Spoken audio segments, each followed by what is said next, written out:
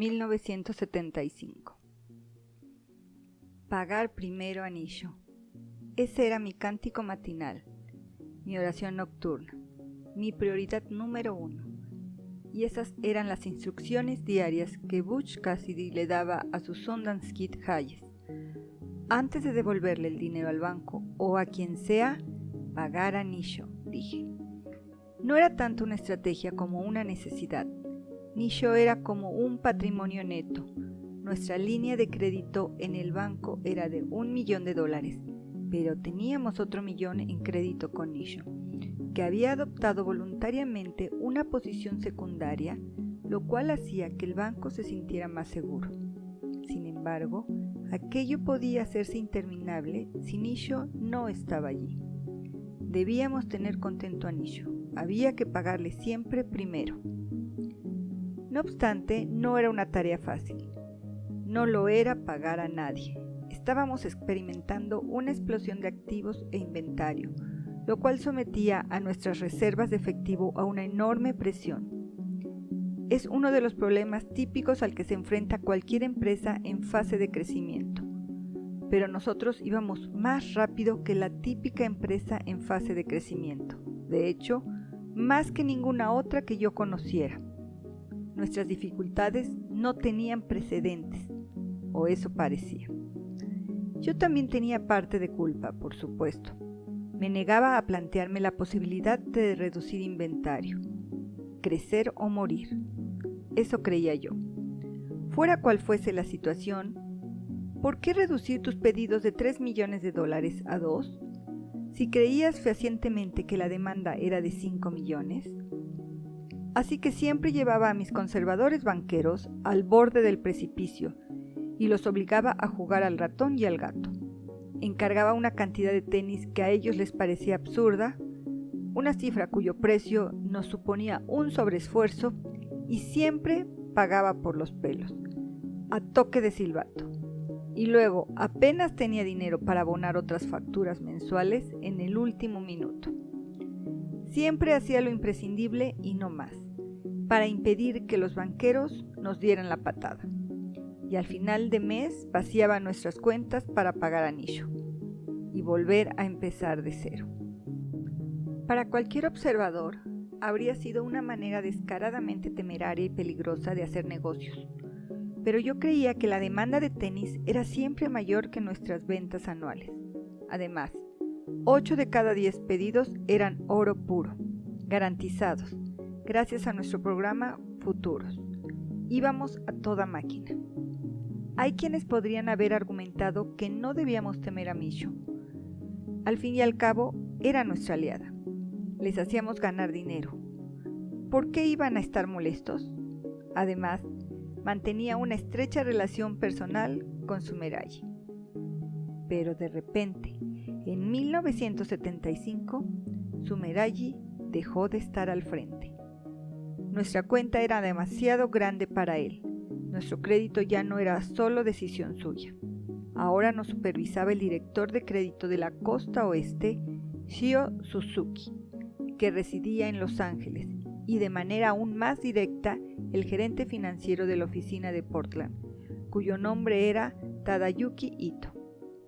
Mientras que Sumeraji era afable y accesible, Ito era distante por naturaleza. Parecía reflejar la luz de una manera distinta, o mejor dicho, no la reflejaba. La absorbía como un agujero negro.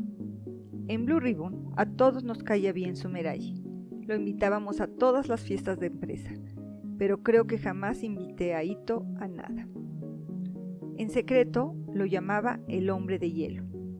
Seguía costándome establecer contacto visual con la gente, pero Ito no me permitía apartar la vista.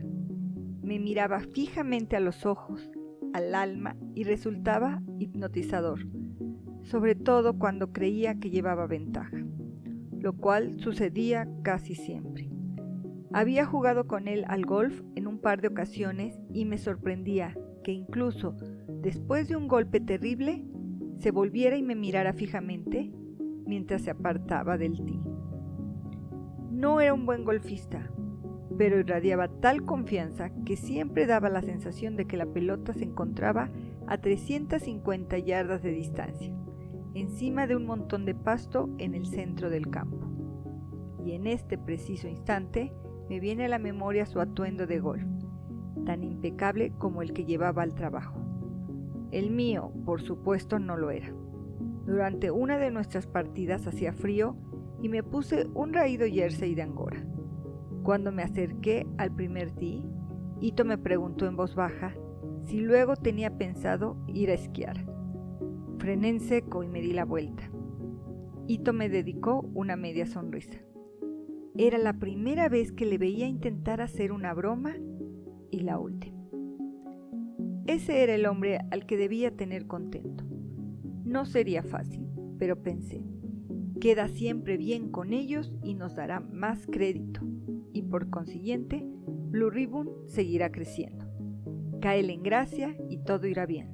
De lo contrario, mi obsesión con tener contentos a Nisho e Ito, sumada a mi negativa a minorar el crecimiento, generó un ambiente frenético en la oficina. Teníamos problemas para efectuar cada pago al Banco de California, a los demás acreedores. Pero el que le hacíamos a Nisho cada final de mes era como un cólico de riñón.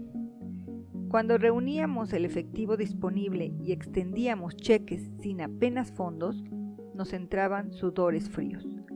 En ocasiones, le teníamos que pagar tanto dinero a Nisho que pasábamos un día o dos sin un centavo, por lo que el resto de los acreedores debía esperar. Lo siento por ellos, le decía Hayes. Lo sé, respondía él. Primero Nisho. A Hayes no le gustaba esta forma de funcionar. Lo ponía muy nervioso. Entonces, ¿qué quieres?, le preguntaba. ¿Bajar el ritmo? Siempre le arrancaba una sonrisa de culpabilidad. Era una pregunta estúpida.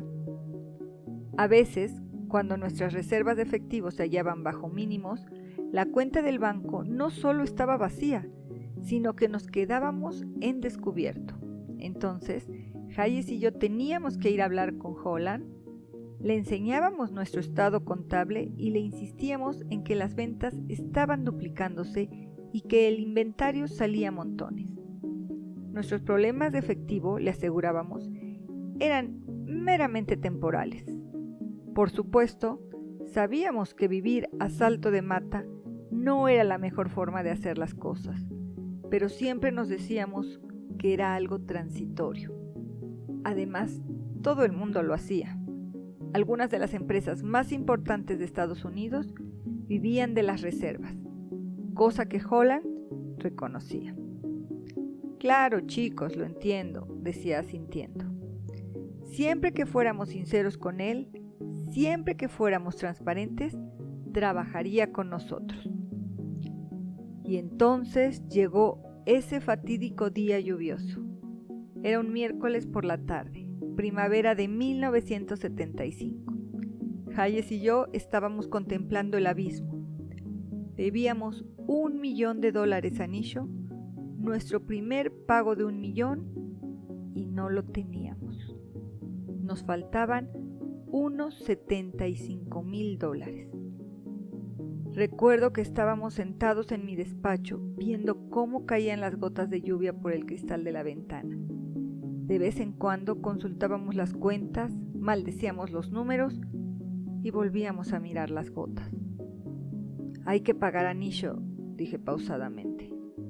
Sí, dijo Hayes. Pero para cubrir un cheque de esa envergadura tendremos que vaciar las demás cuentas bancarias, todas. Lo sé. Teníamos tiendas en Berkeley, Los Ángeles, Portland y Nueva Inglaterra, todas ellas con cuentas bancarias propias. Nos veríamos obligados a vaciarlas y transferir ese dinero a la cuenta de la sede central durante 1 o 2 días, o 3, y hasta el último centavo de la fábrica de Johnson. Deberíamos contener la respiración, como si pasáramos junto a un cementerio, hasta que pudiéramos volver a llenar esas cuentas. y aún así no era seguro que pudiéramos pagar a Nisho.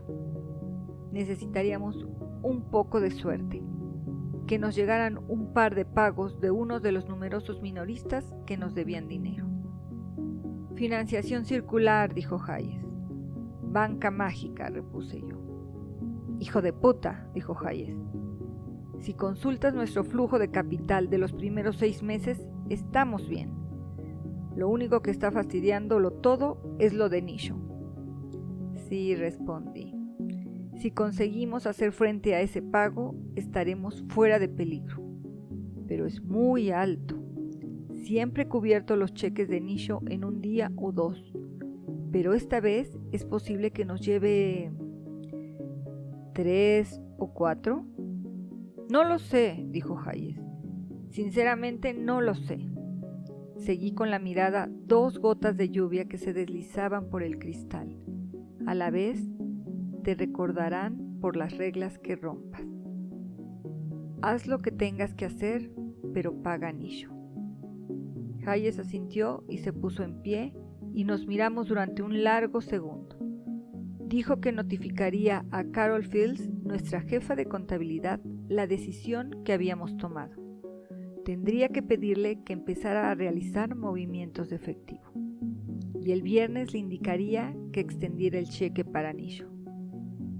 Estos son los grandes momentos, pensé. 2 días después, Johnson estaba en su nuevo despacho de la fábrica de Exeter, repasando unos documentos, cuando de repente apareció en el umbral un grupo de empleados descontentos, que aseguraban que les habían sido devueltos los cheques de la nómina. Querían respuestas. Por supuesto, Johnson no podía decirles nada. Les imploró que esperaran, que debía de tratarse de un error. Llamó a Oregon, habló con Fields y le contó lo sucedido. Esperaba que ésta le dijera que se trataba de un gran malentendido. Un fallo de contabilidad. Sin embargo, Fields susurró: «Mierda», y colgó el teléfono. Un muro separaba el despacho de Fields del mío. Lo rodeó y se acercó a mi mesa. «Será mejor que te sientes», me espetó. «Ya estoy sentado. Esto se nos está yendo de las manos». «¿El qué?» «Lo de los cheques. Todos los cheques». Llamé a Hayes. Por aquel entonces pesaba 150 kilos, pero pareció encoger cuando Fields nos expuso los pormenores de la llamada de Johnson. «Puede que esta vez la hayamos cagado de verdad», dijo. «¿Qué hacemos?», pregunté.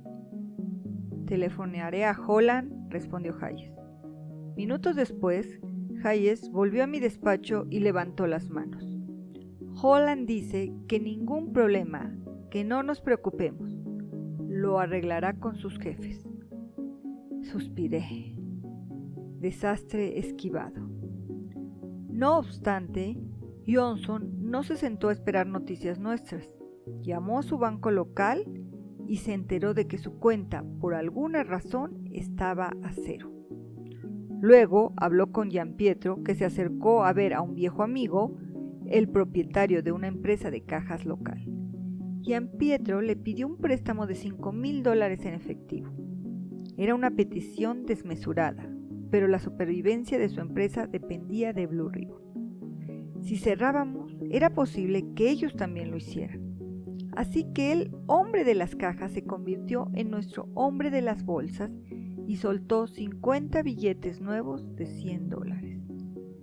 Después, Gianpietro volvió a toda prisa a la fábrica y repartió el salario de todo el mundo en efectivo, como Jimmy Stewart, manteniendo a flote Bailey Bros.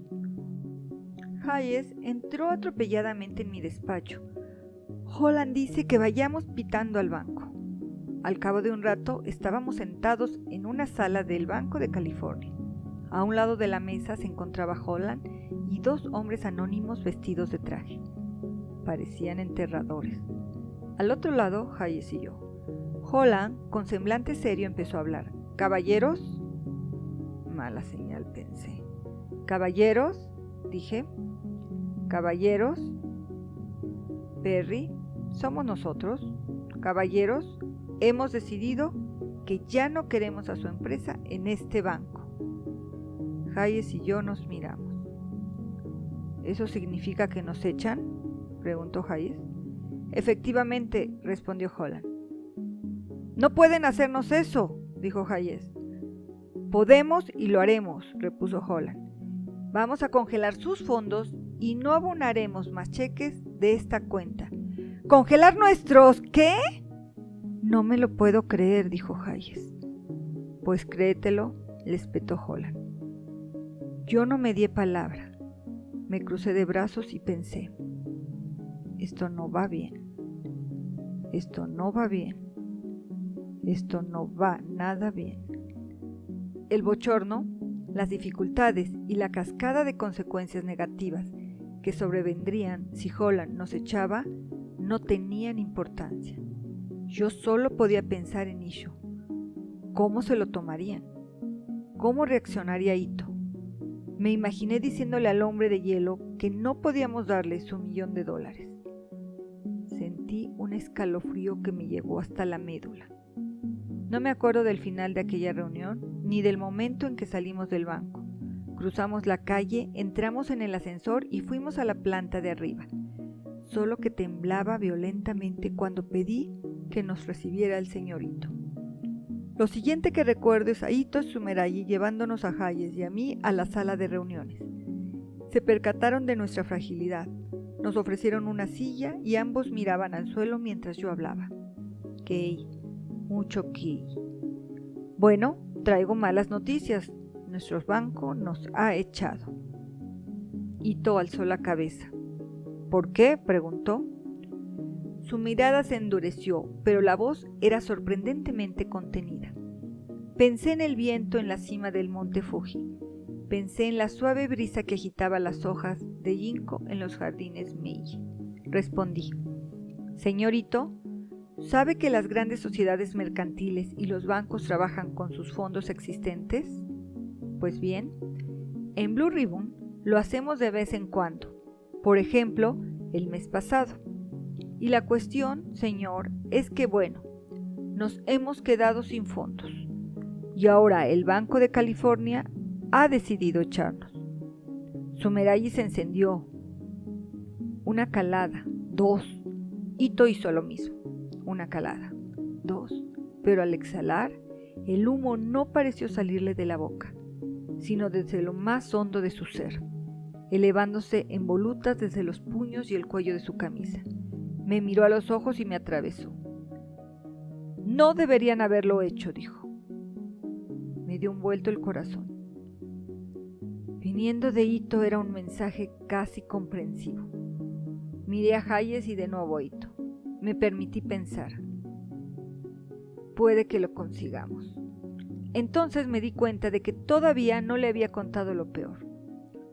Sea como sea, nos han echado, señorito. Lo han hecho y ya no tengo banco, y por consiguiente no tengo dinero. Y debo pagar las nóminas y debo pagar el resto de los acreedores. Si no puedo cumplir con esas obligaciones, tendré que cerrar. Hoy mismo. En cuyo caso, no solo no podré pagarle el $1.000.000 que le debo, señor, sino que tendré que pedirle prestado otro 1.000.000. Ito y Tsumeragi se miraron durante medio segundo y se volvieron hacia mí. En la sala todo se paralizó. Las motas de polvo, las moléculas de aire, se detuvieron a medio vuelo. Señor Knight, dijo Ito, antes de darle otro centavo, tendré que consultar sus libros de cuentas. Tras la visita a Nisho, llegué a casa hacia las 9 de la noche y Penny me dijo que había llamado Holland. ¿Holland? Sí, respondió ella. Me pidió que lo llamaras en cuanto llegaras a casa. Ha dejado su número de teléfono. Contestó al primer tono. Su voz era apagada.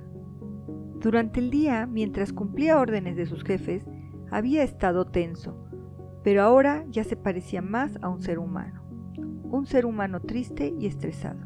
Phil, dijo, me veo en la obligación de informarte de que hemos tenido que notificárselo al FBI. Agarré el teléfono con más fuerza. Repite eso, susurré. Repítelo, Perry. No teníamos alternativa. ¿Qué me estás diciendo? Es que bueno, a nosotros nos parece un fraude. Fui a la cocina y me desplomé en una silla. ¿Qué pasa?, dijo Penny. Se lo conté. Bancarrota, escándalo, ruina, el desastre. ¿No hay esperanza?, preguntó. Todo depende de Nisho. ¿De Tom Sumerayi y de sus jefes? Entonces no hay problema. Sumerayi te quiere. Penny se levantó. Tenía fe. Estaba totalmente preparada para lo que viniera. Incluso logró acostarse. Yo no. Me pasé la noche despierto, reproduciendo 100 escenarios distintos, castigándome por haber corrido semejante riesgo. Cuando finalmente me fui a la cama, mi cerebro no paraba. Tumbado en la oscuridad, no dejaba de pensar. Iré a la cárcel. Yo, a la cárcel. Me levanté, me serví un vaso de agua y fui a ver a los chicos. Ambos estaban tumbados boca abajo, ajenos a todo. ¿Qué harían? ¿Qué sería de ellos? Después fui a la sala de estar e investigué las leyes de patrimonio de familia. Me alivió saber que los federales no podían quedarse con la casa. Podían arrebatárnoslo todo, pero no aquel pequeño santuario de 150 metros cuadrados. Suspiré. Pero el alivio no duró mucho. Empecé a pensar en mi vida. Retrocedí varios años, cuestionándome cada decisión que había tomado y nos había llevado a ese punto. Si se me hubiera dado mejor vender enciclopedias, todo sería distinto, pensé. Intenté soltarme el sermón habitual. ¿Qué sabes? Pero no sabía nada. Sentado en mi butaca reclinable, quería gritar, no sé nada. Siempre había tenido una respuesta, algún tipo de respuesta para cada problema, pero en aquel momento, aquella noche, no la tenía. Me levanté, busqué una libreta y empecé a confeccionar listas, pero no dejaba de divagar. Cuando miraba la libreta solo había borrones, vistos buenos, garabatos y relámpagos. Bajo el inquietante brillo de la luna, parecían logos de Nike enfadados y desafiantes. Quédate en vela por la noche y te llegará lo que deseas. Logré conciliar el sueño 1 o 2 horas y me pasé casi toda la mañana de aquel sábado nublado al teléfono, pidiendo consejo a la gente. Todo el mundo me dijo que el lunes sería el día clave, tal vez el más determinante de mi vida. Tendría que actuar con rapidez y audacia. Así que para prepararme organicé una cumbre el sábado por la tarde. Nos citamos en la sala de reuniones de Blue Ribbon. Allí estaba Goodell, que debió de tomar el primer vuelo desde Boston, Hayes y Strasser. Cale vino desde Los Ángeles. Uno trajo rosquillas, otro fue por pizzas. Alguien llamó a Johnson y puso el altavoz. Al principio, el ambiente en la sala era triste, porque así estaba yo. Pero tener a mi alrededor a mis amigos, a mi equipo, hizo que me sintiera mejor, y al animarme, ellos también lo hicieron. Hablamos hasta la noche, y si había algo en lo que coincidíamos, era en que el asunto no tenía fácil solución. No suele tenerla cuando se ha dado parte al FBI, o cuando un banco te echa por segunda vez en 5 años. Cuando la reunión llegaba a su fin, el estado de ánimo volvió a cambiar. El aire estaba viciado, era denso. La pizza parecía veneno. Llegamos a un consenso.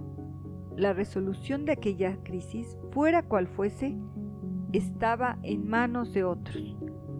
Y de todos esos otros, Nisho era nuestra única esperanza. Pensamos en tácticas para el lunes por la mañana. Era entonces cuando nos visitarían los hombres de Nisho, Ito y Sumerayi. Escrutarían nuestros libros de contabilidad y aunque no sabíamos qué opinión se llevarían de nuestras finanzas, una cosa estaba clara. Verían al instante que un alto porcentaje de su financiamiento no había sido destinado a la compra de tenis en el extranjero, sino a la fábrica secreta de Exeter. En el mejor de los casos se enfadarían, en el peor perderían los papeles. Si consideraban que nuestros juegos de manos con la contabilidad era una traición absoluta, nos abandonarían más rápido aún que el banco, y en ese caso tendríamos que cerrar. Así de simple. Propusimos ocultarles la existencia de la fábrica. No obstante, todos los allí presentes opinábamos que debíamos ser sinceros. Igual que en el juicio con Onizuka, una divulgación y una transparencia totales eran el único camino. Tenía sentido, estratégica y moralmente. Los teléfonos no dejaron de sonar durante toda la reunión. Acreedores de costa a costa intentaban averiguar qué estaba ocurriendo, por qué nuestros cheques rebotaban como una Super Bowl. En particular, dos de ellos estaban furiosos. Uno era Bill Chesky, director de Bostonian Shoes. Le debíamos la nada despreciable cifra de $500,000 y nos hacía saber que iba a tomar un avión para venir a Oregon a buscarlo. El segundo era Bill Manowitz, director de Mano Internacional, una empresa de Nueva York. Le debíamos $100,000 y él también venía para pedirnos explicaciones y para cobrar. Cuando terminó la reunión fui el último en irme. Ya solo, fui tambaleándome hacia el coche. A lo largo de mi vida había terminado muchas carreras con dolor de piernas, las rodillas fatal y ninguna energía. Pero aquella noche no tenía fuerzas ni para conducir hasta casa. Ito y Sumeragi llegaron puntuales.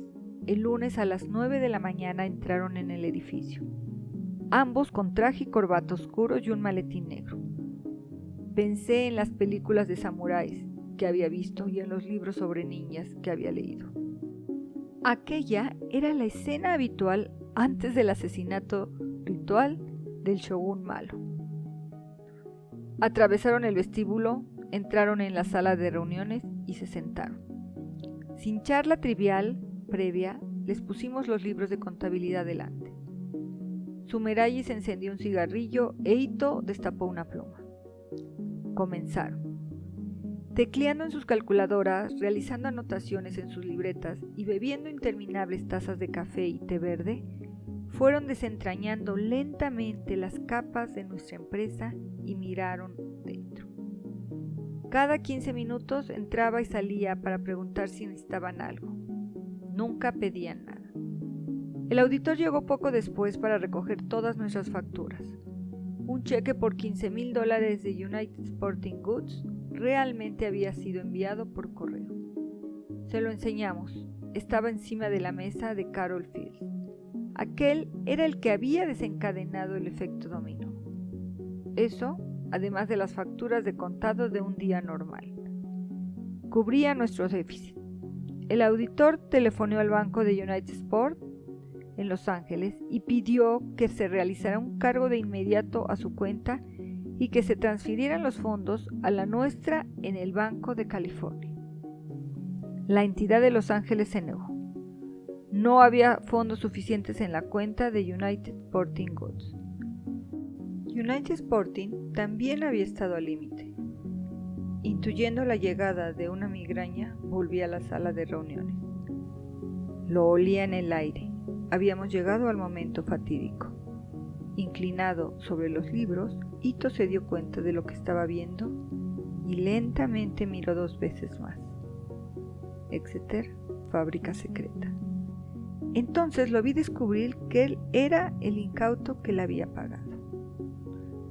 Levantó la cabeza y estiró el cuello como diciendo: ¿En serio? Asentí. Y entonces sonrió. Era solo una media sonrisa como la que le arrancó el jersey de Angora, pero estaba cargada de significado.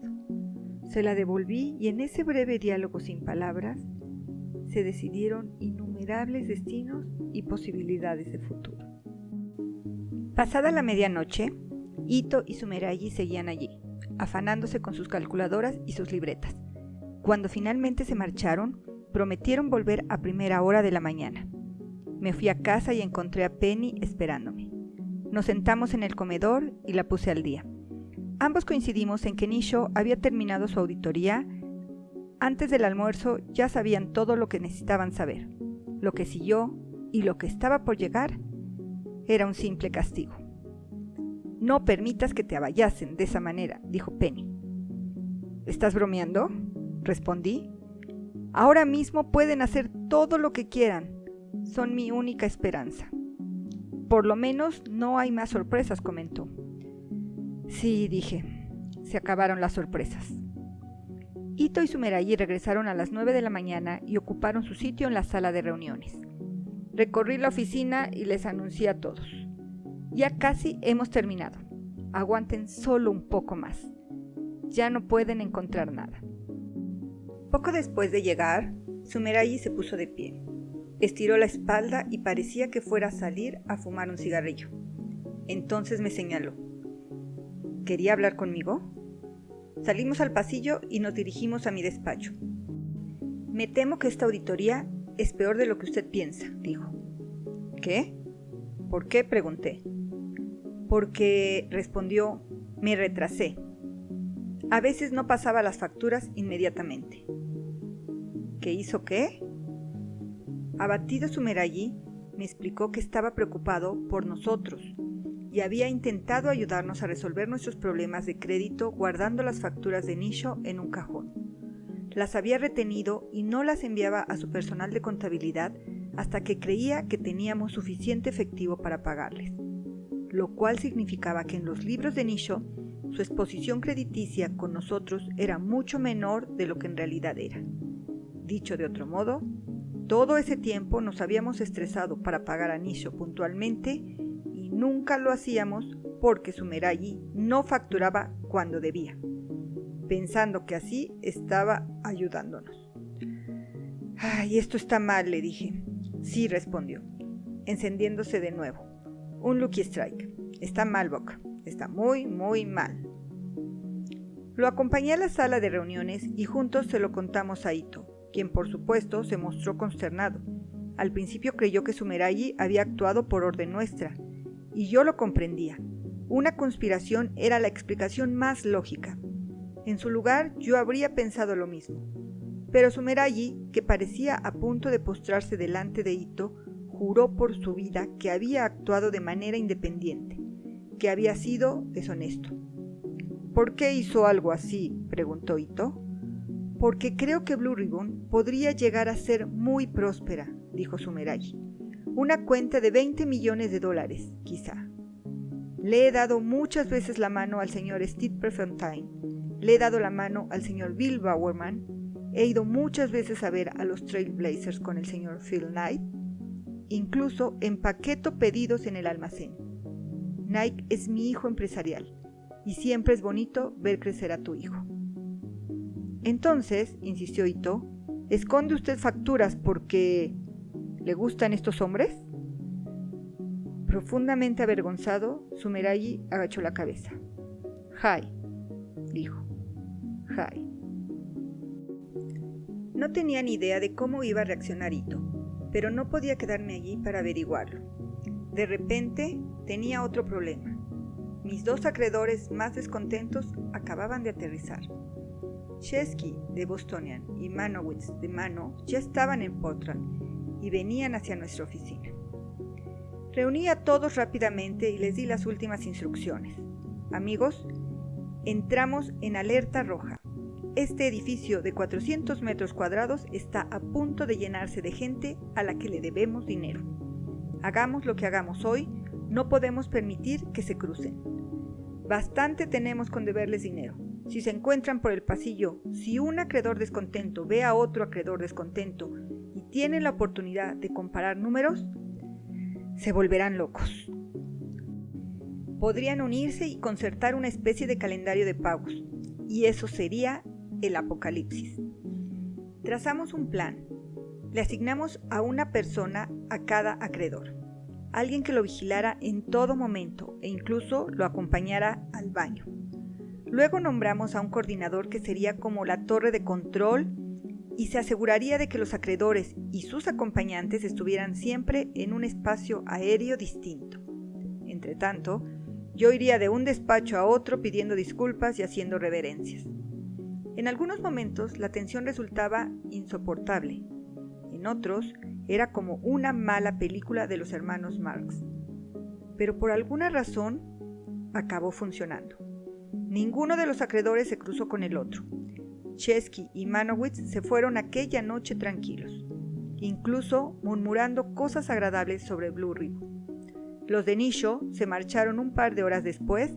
Para entonces, Ito había aceptado que Sumerayi había actuado de forma unilateral y había ocultado facturas por iniciativa propia y sin mi conocimiento, y me había perdonado mis pecados, incluida la fábrica secreta. Hay cosas peores que la ambición, aseguró. Solo quedaba un problema por resolver, y era el problema. El resto ni se aproximaba. Era el FBI. La mañana siguiente, a última hora, Hayes y yo fuimos al centro. Durante el trayecto casi no hablamos y tampoco en el ascensor que nos llevaba hasta Nisho. Nos reunimos con Ito en su despacho principal y no dijo nada. Hizo una reverencia, nosotros también, y luego bajamos en silencio a la primera planta y salimos a la calle. Por segunda vez en una semana vi a Ito como un samurái mítico, blandiendo una espada adornada con piedras preciosas, pero esta vez estaba preparándose para defenderme a mí. Si podía contar con su protección cuando fuera a la cárcel. Entramos en el Bank of California y dijimos que queríamos hablar con Holland. El recepcionista nos indicó que nos sentáramos.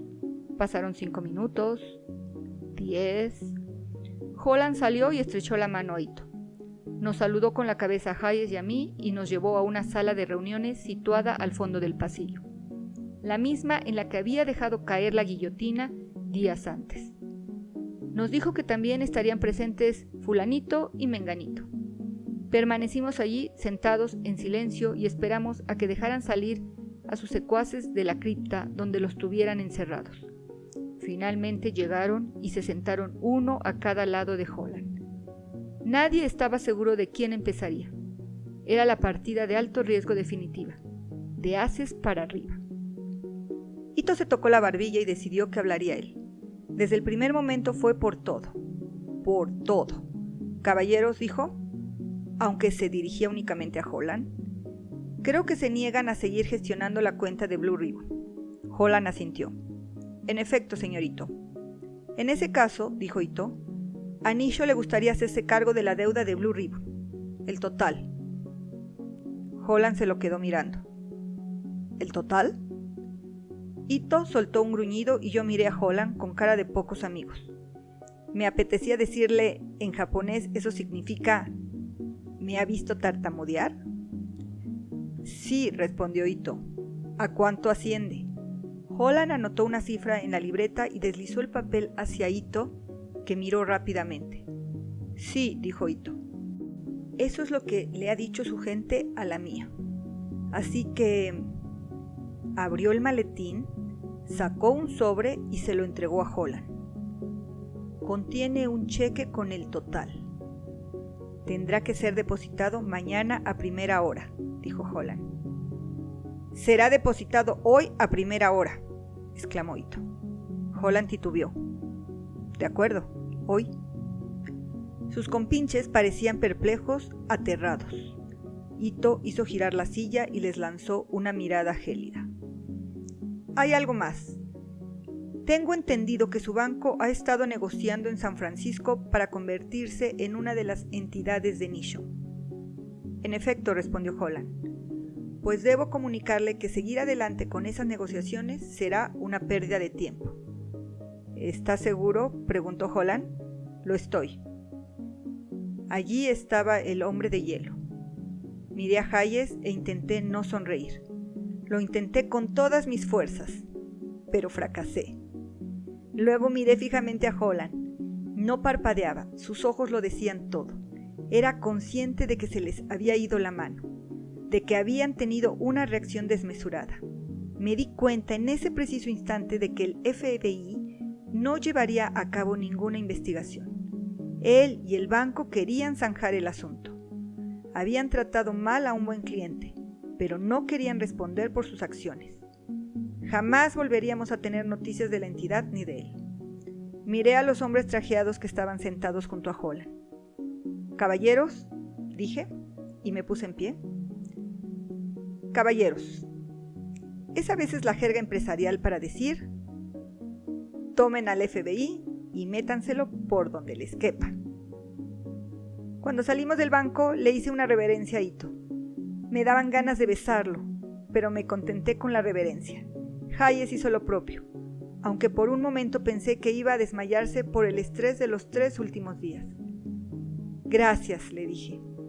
«No se arrepentirán de habernos defendido de esta manera». Ito se enderezó la corbata. «Qué tontos», respondió. Al principio creí que se refería a mí, pero entonces me di cuenta de que hablaba del banco. «No me gustan los tontos», añadió. «La gente se fija demasiado en los números».